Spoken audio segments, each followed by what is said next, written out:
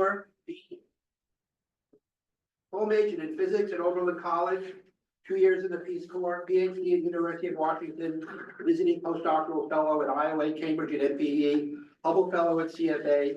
He joined Child Mission Planning in 1996 and finally founded Director's Office 2003, where he continued for more than 20 years. Now he's an active retiree and an SAO Distinguished Research Associate.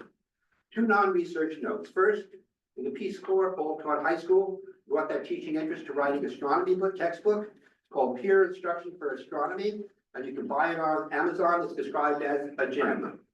Paul also is a serious musician. For those you don't know, he does bass and vocals for a local group, the Wicked Pickers.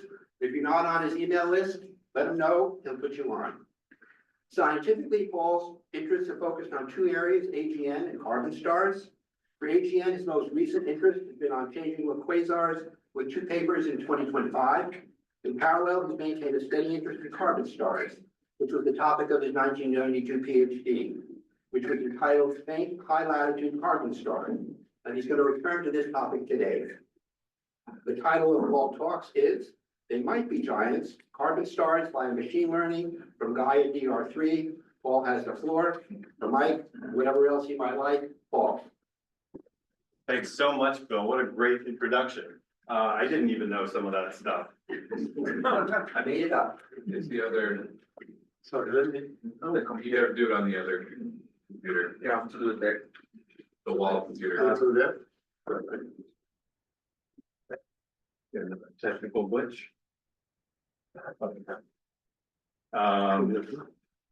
Does it work? Does it work? It's not advancing. It's asking me to admit somebody. Yeah, these are earthquake chat, yeah. Well, that advanced. Anyway, I'm gonna really burn through these slides because as always, I have too many. As we know, stars are born, they live and die. The sun is now 4.5 or 5 billion years old, which has given time for, in this particular case, life to arise, humans, bacteria, camels, and it will eventually die, becoming a red giant, and then finally a white dwarf. And if you represent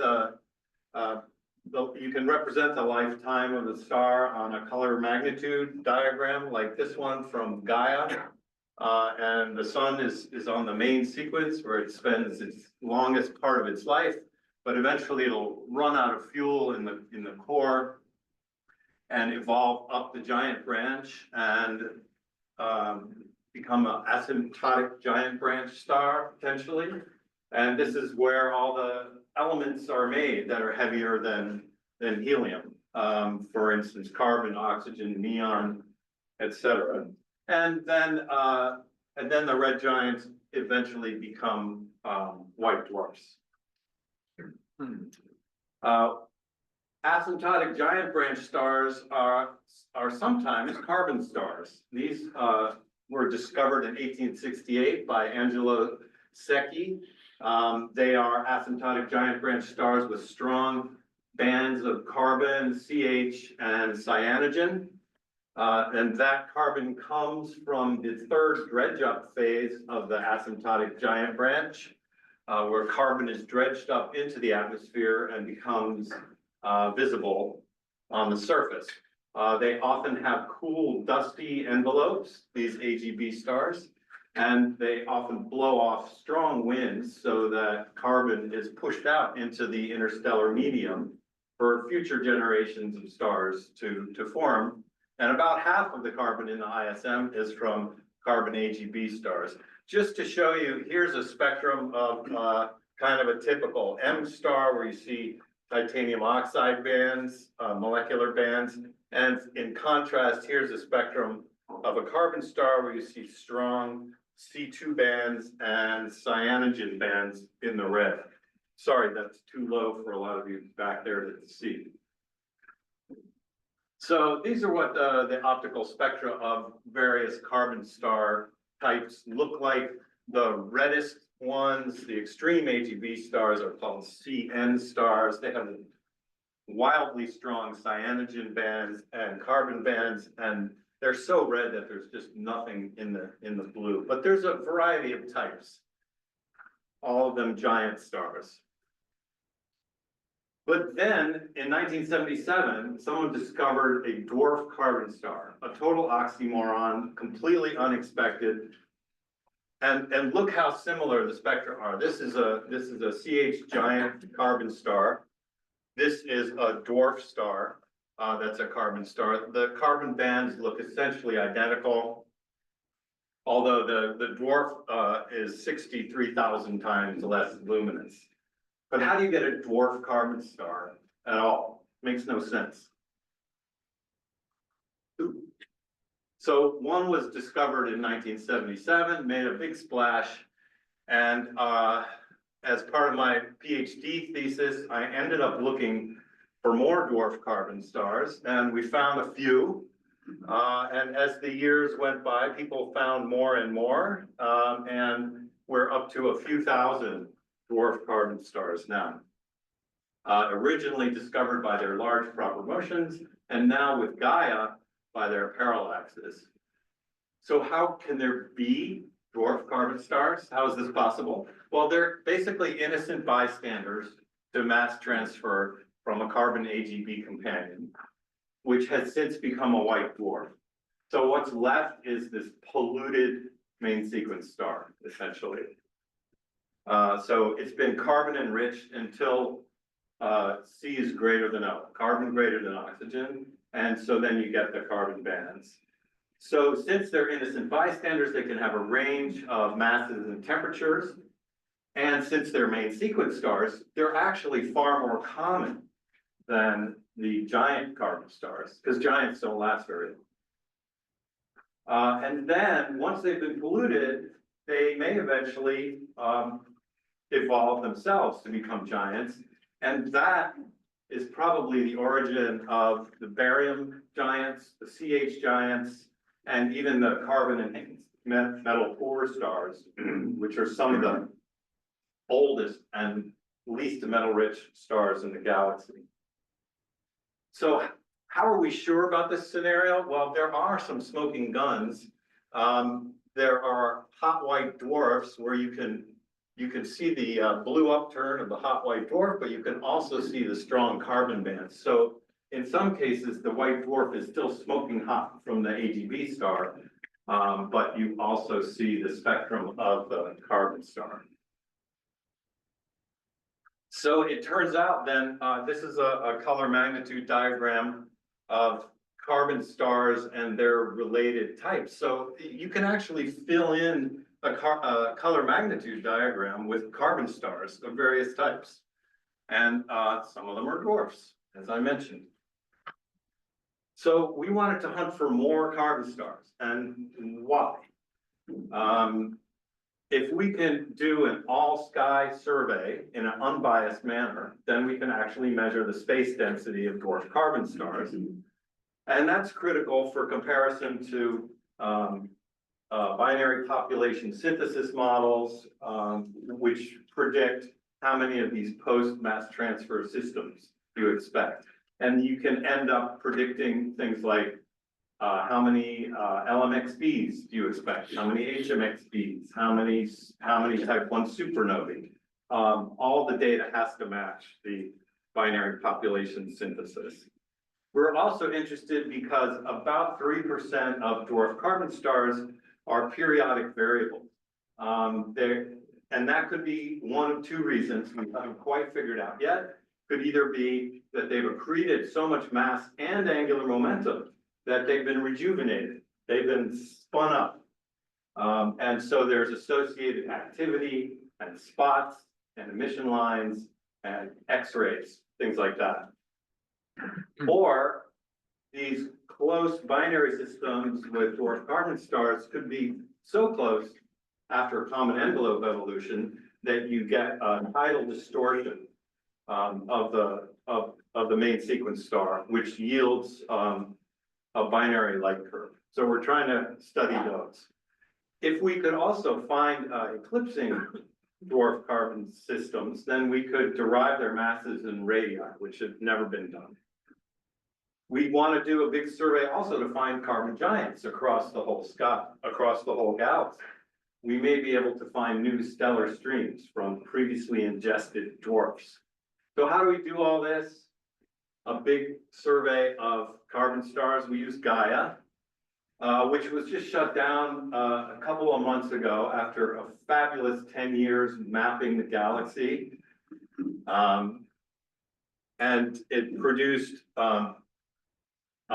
also, besides photometry and astrometry and parallaxes, spectra of stars. So here's an example of a carbon star spectrum in gray that's from Lamoste. It's resolution about 1800. And the corresponding Gaia spectrum for this same star is shown in black. Much lower resolution, but good enough to pick out these whopping carbon bands. So we started with 100 million Gaia spectra, brighter than 16.5 and redder than 0.7, because carbon stars are never bluer than that anyway. We defined a control sample and a training sample from Lamoste, and we measured spectral indices across the spectra for 20 different lines. Now, I wanted to get away with just using those because you could use spectral indices on any kind of spectrum. But the purity and the completeness of the selection was not that great. So we threw in all of the spectral coefficients from Gaia. There's there is 110 spectral coefficients that they use to encode the spectra. And if you throw that into the machine learning algorithm along with the spectral indices, you actually get much better completeness and purity. So we trained our machine learning on a set of carbon stars versus a set of random objects using random forest and XGBoost algorithms. And the XGBoost, this shows the feature importance. What are the most important features that were used in the machine learning to select the stars? And this is for XGBoost, this is for random forest, and they're not the same. These algorithms work differently, but they do have a number of features in common that are important, and I've just highlighted those. So we end up selecting 44,000 candidate carbon stars across the sky. So that's 0.4% of all the stars that we looked at. So that's interesting. The percentage of stars that are carbon stars to that magnitude limit is 0.4%. We found 9,000 carbon stars in the LMC, and we'll be using that to make a luminosity function. 2,500 carbon stars in the small Magellanic Cloud, and about 3,000 definitive Milky Way giant carbon stars that we'll be studying in the next paper. We studied the purity by getting hundreds of fast spectra. Thanks very much to everybody who works on FAST and on Mount Hopkins for helping us. This was my student from Wellesley, Nanette Leonhardis Barbosa, who helped with the observations and the reduction. So we came up with a sample of 565 dwarf carbon stars, because that's the first thing we wanted to study. And we did visual inspection of all of the fast spectra. We wanted to be sure it was a carbon star, or at least very likely. You can see the carbon bands pretty easily here. We included the probably, because they're actually quite probable if you look at CH and CN and C2 bands, but we excluded these that we ranked as unlikely or definitely not carbon stars. So we do the visual inspection, and with that we can, here's a plot of our visual inspection score on the color magnitude diagram. And we can see that for the more luminous dwarfs, which are also bluer, are, purity is not very good. A lot of these don't really look like carbon stars. So we decided to draw the line a little lower down where we're quite sure in general that these are actual carbon stars.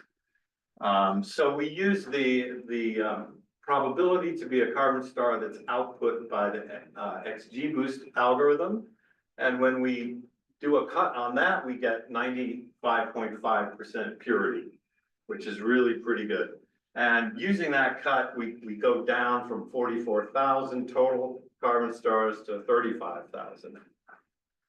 So to study the dwarf carbon stars, we do a cut here, and we do this quality cut, and we end up with 627 dwarf carbon stars. Only 46 of them were previously known in the literature.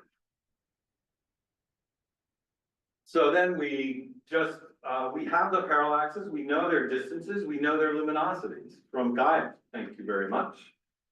So we derive the luminosity function. So here is the space density as a function of absolute magnitude, and we do that in 5 bins of z, the height above the plane. Then we can derive the disk scale height of the dwarf carbon stars, fitting a hyperbolic secant model to the data. And it turns out to be about 2 times 10 to the minus 6 per parsec cubed. That's about 1 dwarf carbon star in every bubble of 50 parsecs radius. And we can derive the scale height, which is about 850 parsecs. Now that's about like the thick disk scale height, which is kind of interesting. That implies that dwarf carbon stars are probably kind of old. And that could be because, well, their companion had to have time already to go AGB for one, and then cool off to be essentially invisible. But also it's easier to make carbon stars if you're, it's easier to make a star have carbon greater than oxygen if it's low metallicity, because you have less oxygen.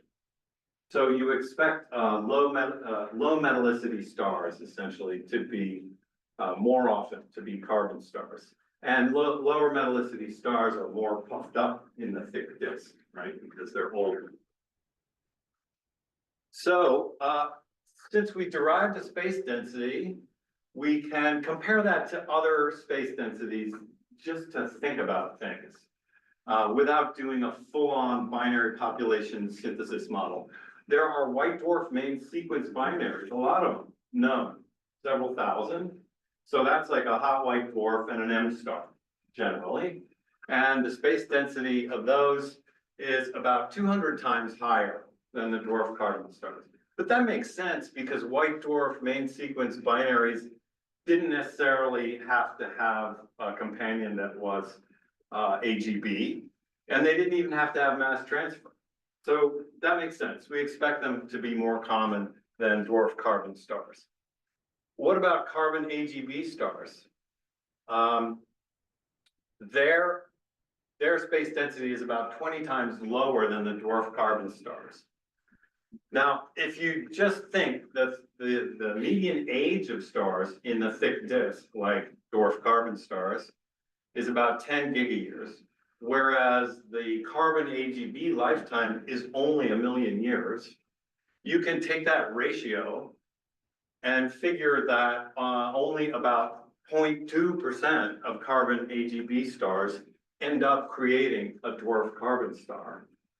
So a small fraction. Why is that? Well, because the carbon AGB star has to have a main sequence companion. It has to be close enough for mass transfer to make a dwarf carbon star. And it has to have an initial mass ratio that's large enough that it leaves a cool white dwarf. So the white dwarf is already cooled off. So kind of makes sense that only 0.2% of carbon AGB stars end up creating a dwarf carbon star. But really, if we want to do this right, we have to do full binary population synthesis. I worked with a super sharp guy named Martin DeCole many, many years ago, and we did kind of a crude binary population synthesis model, and we got 10 to the minus 6, which is only a factor of 2 off of the actual result.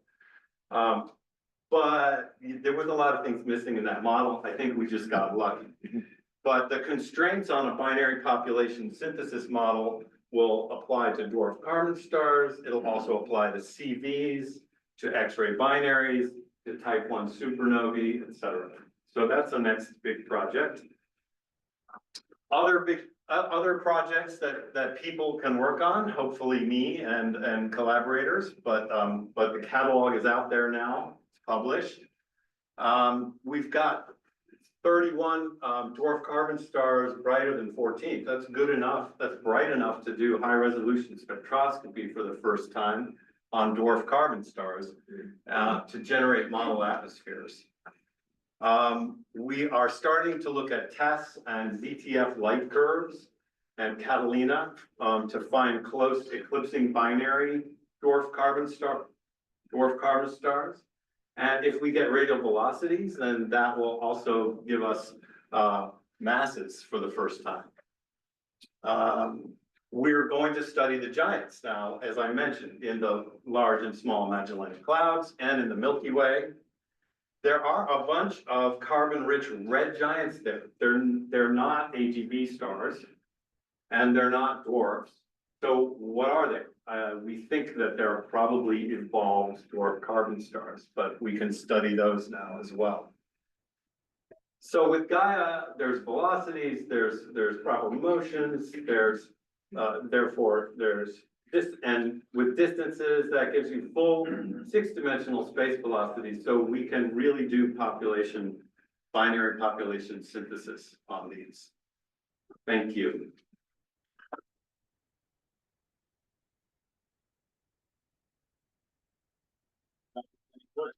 Yeah, perfect on time. Questions? So, not machine learning. Yeah, so, how many of your candidates, did I understand correctly that it came down after some cuts to 33,000 or something candidates? Yeah. And so you picked some for spectroscopic follow-up. Yes, Those were all candidates that were selected by the random forest algorithm. that's right. We took the list of our carbon star candidates and we picked random examples to study and follow up with a fast spectroscopy. And of those examples, how many did you confirm not to be carbon stars with the spectroscopy? Well, it depends. If we do the final cut that we ended up doing, then only about 5% of them are not carbon stars. But if you include everything we got a spectrum of, it was more like 65% before doing that cut. And it depends very strongly on how blue they are. The bluer the stars are, the more likely we are to be wrong, because basically carbon bands are weaker in bluer stars. Hotter stars have weaker molecular bands. So that gives you an idea of how many of your actual candidates can be misclassified, I guess. Right, and so we publish the full catalog, but we also go into excruciating detail about how you might do your own quality cuts, depending on the balance of purity versus completeness that you want. I thought the settling time on a white dwarf for any of these methods that get on the surface, including I assume, was pretty short. And but you have these very long-lived things. Oh, no, but the object that's showing the carbon bands is a main sequence star. Ah. The white dwarf is left as a companion, but in most cases, we don't even see it because it's cooled off. They're not convective, these groups. They are convective. So how does the material stay on the surface? Well, that's an interesting question. They must have accreted so much, carbon-rich material that even after it gets convected through the whole star, you still have carbon greater than oxygen, in the upper atmosphere. That might not be the case for the warmer ones, that have a smaller convective region.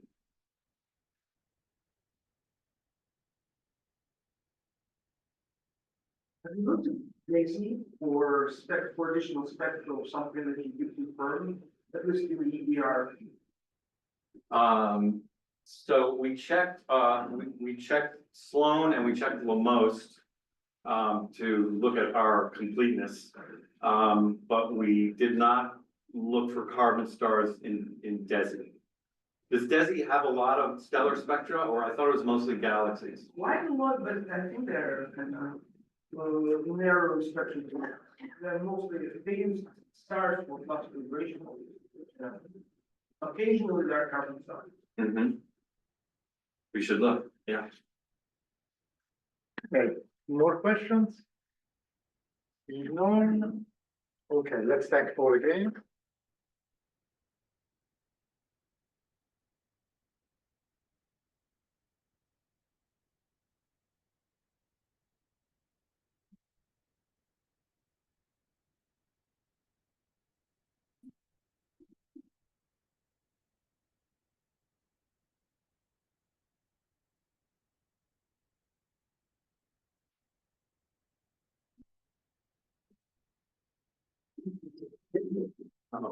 Oh, yeah.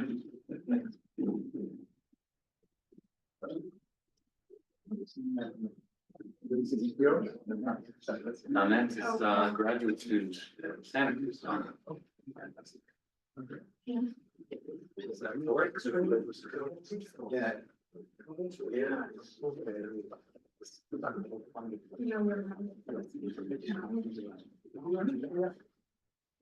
Yeah, there's a couple of papers about it. So let's move on to our second speaker. It is our pleasure to introduce Luca Ighina, who's a postdoc at the CfA since November of last year. And he's interested in studying quasars at high redshift with multi-wavelength observations from the radio up to the X-rays.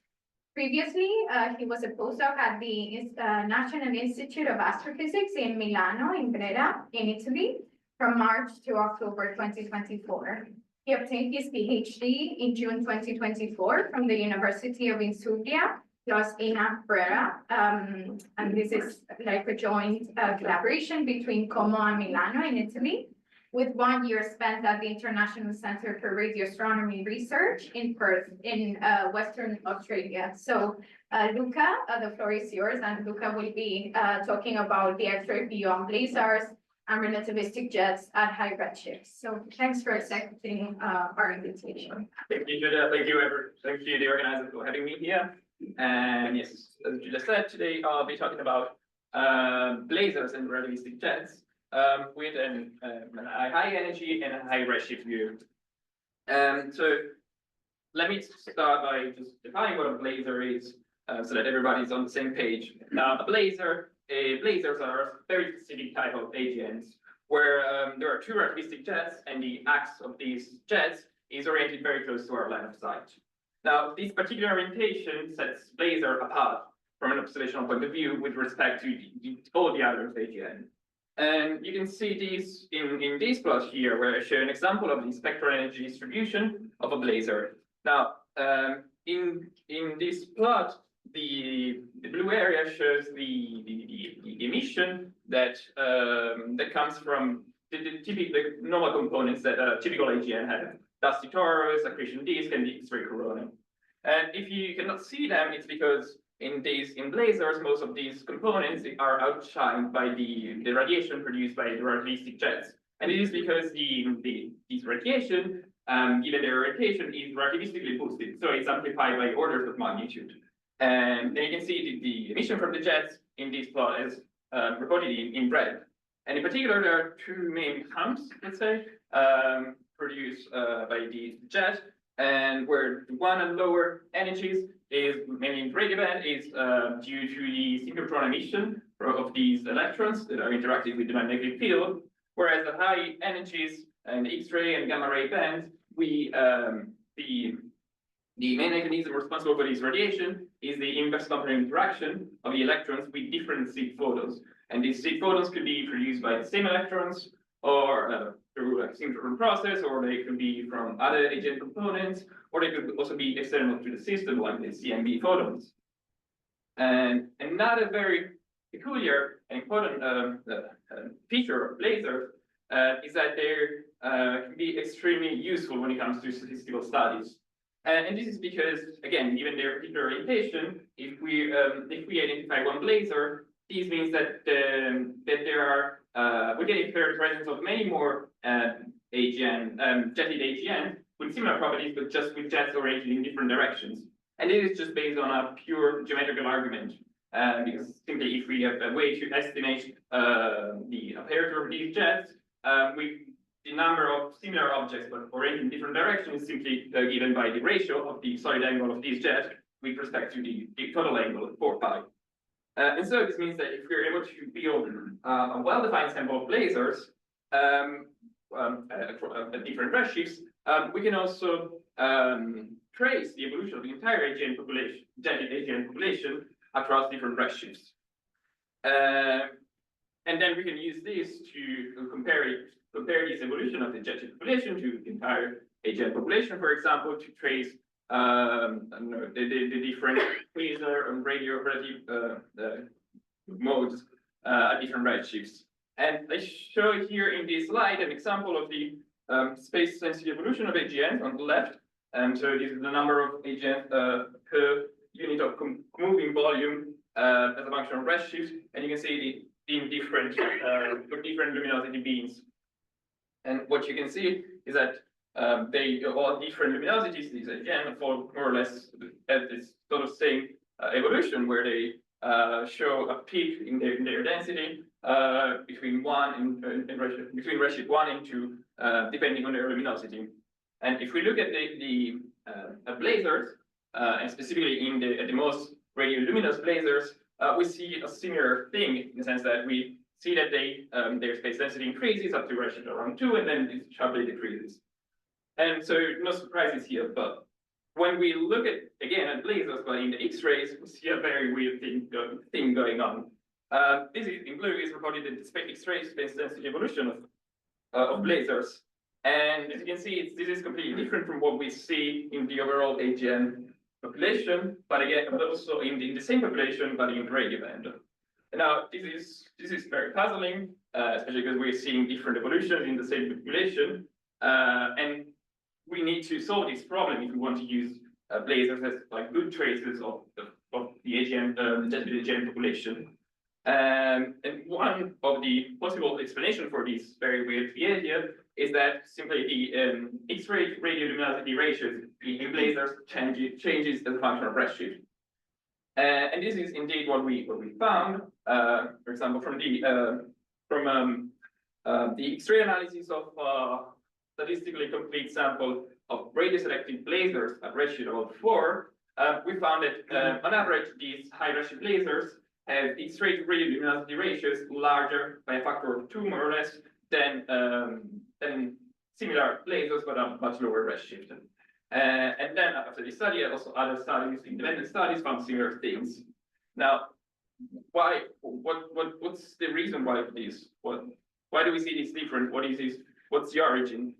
One of the most probable, the main possibilities, is that this difference is due to the so-called IC-CMB fractional model, according to which, if we assume that part of the overall X-ray emission that we observe in blazar, like a fraction of it, is due to the inverse complementary interaction of the electrons within the jet with the photons of the cosmic microwave background, we expect these interaction, the emission produced by this interaction, to increase as a function of redshift. In particular, following the increase of the energy density of the CMB, so 1 plus e to the power of 4. And so this means that even though the fraction of emission produced by these interaction is negligible or even like extremely tiny and low redshift, when we're going to higher redshift, it needs to be much more stronger. It can be, and it could contribute to the overall X-ray emission significantly. And in particular, what we expect to see is an evolution of the X-ray to radioluminosity ratios that goes like this, where there's a constant part plus a term that's evolving with redshift. And so what we tried to do was to see whether these type of trend, trend following the inverse London CMB process could also explain the differences that we observe in the space densities of blazar in the radio or in the X-ray band. So what we did was, starting from a radioluminosity function, we built an X-ray luminosity function, and as a first step, we just assumed a constant X-ray to radio conversion. And you can see the corresponding X-ray space density as a function of redshift as a blue line in this plot. And you can see compared to it, as a comparison, you can see an updated version of the observed X-ray space density based on what was at the time the deepest wide area X-ray survey, which was given by the Swift Butt instrument.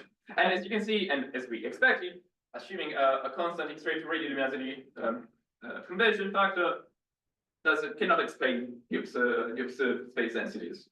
But if we also include this, the evolution based on the inverse London CMB model that I described before, and in particular where the parameters were set independently based on the analysis of radio-selected samples, well, we are able to reproduce relatively well, say, the observations.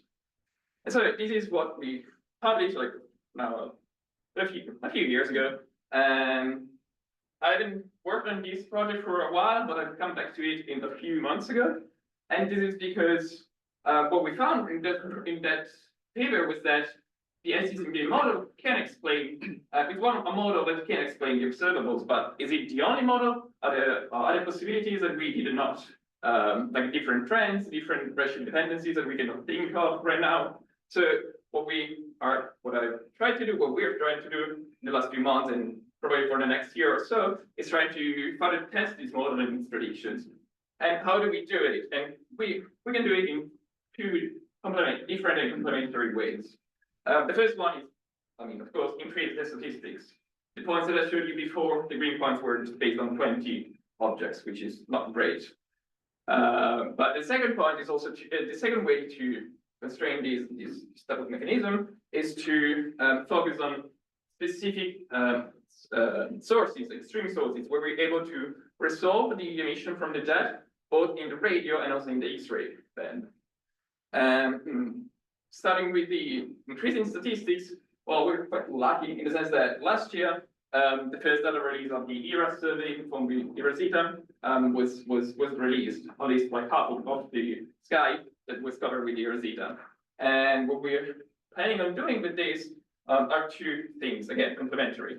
First one is going to be done by an REE student here during the summer, where he's going to combine the ERA survey with quasars from the SDSS survey, and together with also array information. And what he's going to do is to build a well-defined sample of blazars, which can give us X-ray selected blazars, which is going to give us the most accurate space density evolution of X-ray selected blazars.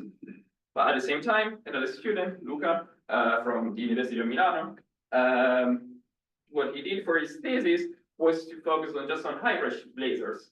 And this is a redshift level 4. And this is because the SDSS area is too limited to look for extremely rare objects at high redshift. So what we need to do to target these range of redshifts is to explore as much area as possible. And so what he did, it was to combine photometric optical near infrared surveys together with radio surveys, together with ERAs, to come up with a well-defined sample of high redshift blazar candidates. And he did a great job. He graduated, but the work is not done because we built this sample of candidates. Now what we're trying to do is to spectroscopically observe all these candidates in order to identify the true high redshift sources among this sample. And we have already performed some observations. specifically in the northern hemisphere with the PNG and LDT telescopes. And we've already obtained a few, three new blazars at a redshift level 4. It doesn't seem too many, but if we compare also to the number of already known in the same area, which was 9, that's a good increase, I'd say 30%. But moreover, we also have already have ESO NTT nights approved for observation in September, which were gonna allow us to observe the Southern Sky 2, which just for historical reason is less explored. So I'm excited about this because we're expecting to observe many more blazars by redshift here. And what are we gonna do with this sample? Well, we can, as I mentioned, we're gonna use this sample to test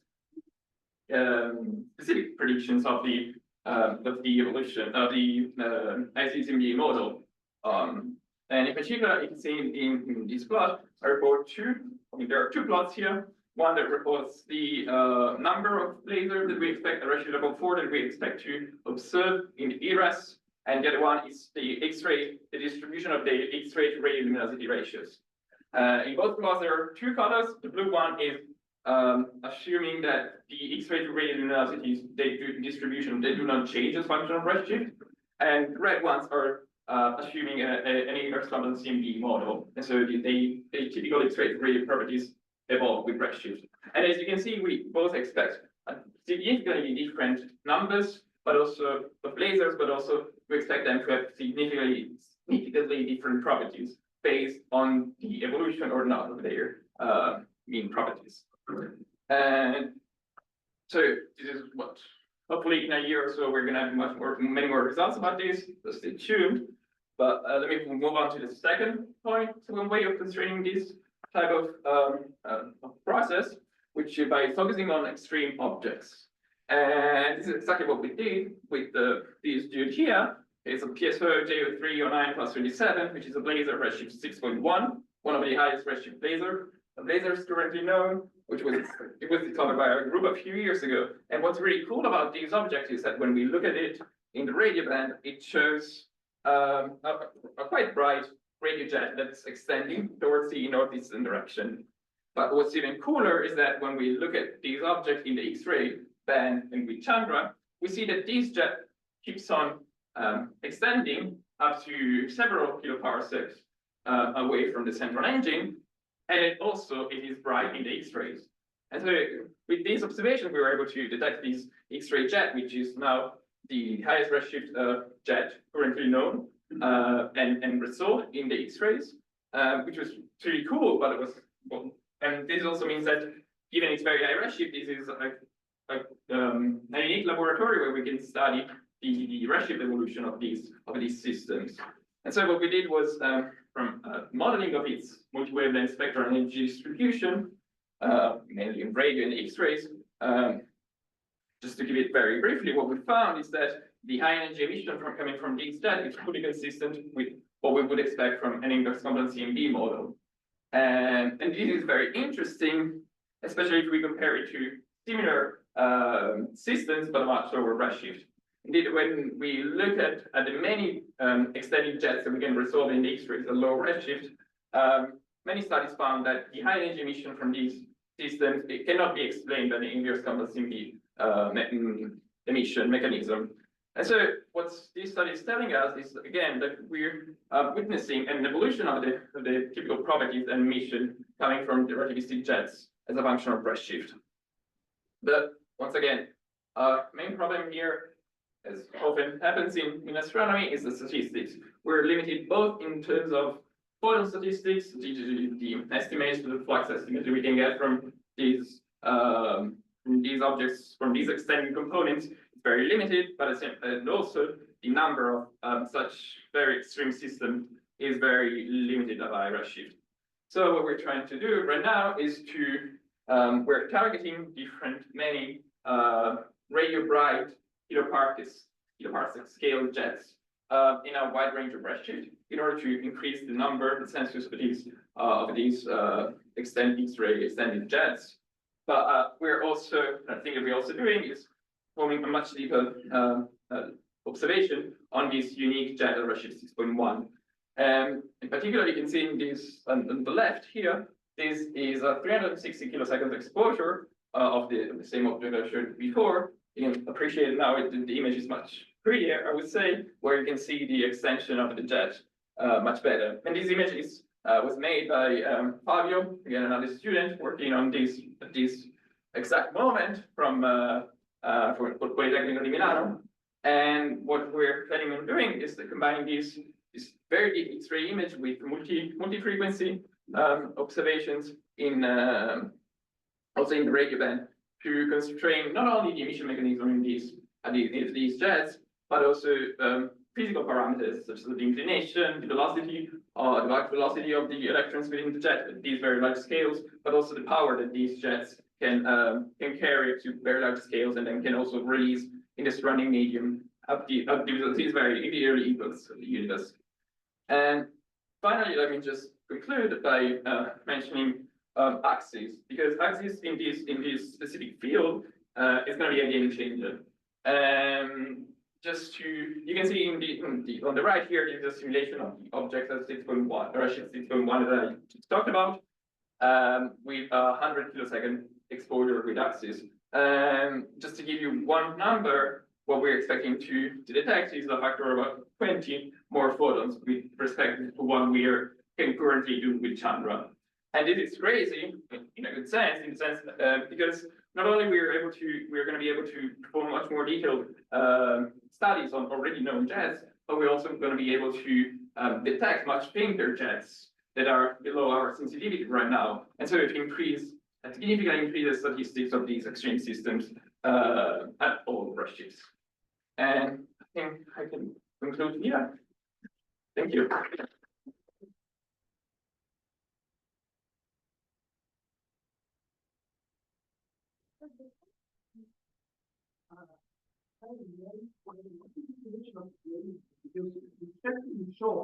Like quasars, one of them looks like 12 quasars, another one looks like a normal one. Like initially, when the blazars were defined, they were defined as like objects with featureless spectra. Yes, that's yeah. I put like a sort of footnote that I didn't talk about in the first slide. When I'm talking about a blazar, especially at high redshift, we're talking about flat spectrum radio blazars. Okay.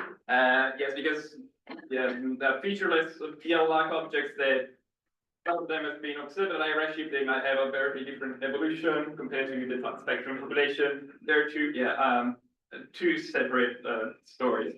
Okay. Yes, so I'm talking about like flat spectrum radio blazars where, as you can see, there's sort of this spectral energy distribution, and when we're looking at them in the optical part, what we see is the equation of these. So they just look like normal quasars when we're looking at their spectrum. So we can also see all the lines. Any other questions for Luca?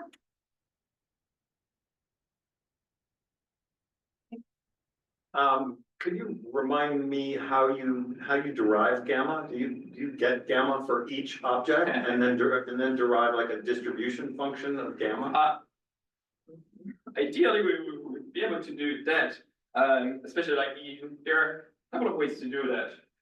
You can focus on VLBI observations, where you can, with the coordinates arguments, based on the brightness temperature that you measure, you can have an estimate of the gamma. Or you can also use spectral modeling and SED modeling, for example, in this case. I don't know if you can see them here, there are different observations in the X-rays. I guess this is like Swift X30, I'd say. What you can use are different models they've got a lot of parameters, but the main ones that play a crucial role here are inclination and gamma and the Bach Lorentz factor. If you get a very good sampling of their SED, you can have a good estimate of these parameters. Going to high redshifts, PLB observations are too shallow to have strong constraints on these gamma ray observations. In the X-rays, also, normally you need very, very long exposures to have a very good coverage. So the bug you can have a rough estimate with some modeling of their gammas, but they are very much degenerate. Like there are so many parameters there that it's very hard to constrain the actual value. So it's not that institute when going to high redshift, But you need the distribution of gammas to extrapolate to how many. Yes, that's true, yeah, at the moment, what we can do is like, assume that the gamma doesn't change that much as a function of redshift, at least there didn't seem very strong, evidence of such evolution, but yeah, that's a big assumption, or, yeah. Any other questions? Well, the morphology of the jet, that you showed, it used to be like in India, I would say every is in the other direction, in the X-rays. It is kind of. Like if you go in, that is like. Yeah. Yeah. It seems to be almost transversal, in as well in the observation was when. Yes, I mean, for the simulation, I just used as the input of sort of this image where, yes, I agree. This seems like 90 degrees compared to this jet. But I mean, if you just prolongate this direction, you pretty much end up with this, in this direction. And what you can also see in a deeper X-ray image, you can see this is like you can actually see the jet propagation there. And what to you, to us, seems like a 90-degree bend. You have to remember that these are objects that are pointing towards you. So this means that even if the jet is changing the direction a little bit, your projection, like the projection of this change into the image, is going to look like a 90-degree bend. But Alright, yeah. And it's precession, something like that. yeah, I mean, there's definitely like changing direction. I don't think this is changing like 90 degrees. That would be quite extreme. But we see 90 degrees just because of projection effects, because it's just a small angle change projects into a lot. But I feel like I don't have pretty much any doubts that this is like an extended jet also, because if you look at optical near infrared observations, extremely deep magnitudes of 27, there's nothing there. There's no other counterpart. So I would say. I was wondering, if there's some quantum physics of the jet itself, even. That's I mean, if it's changing direction, it probably means that it's impacting against like the medium. So is this like probably the emission coming here, the region is different from the region coming here. This is something that we definitely want to understand and study. It's not, to me at least, it's not immediate to what physics we can extrapolate from it, but it is definitely something, yes.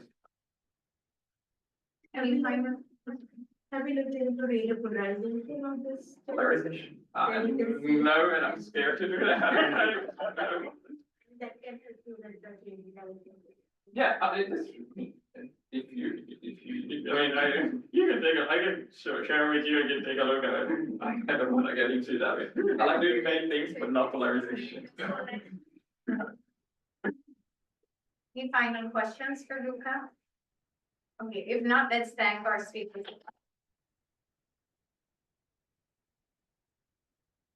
We'll be back next week, but in our original location. Thank you.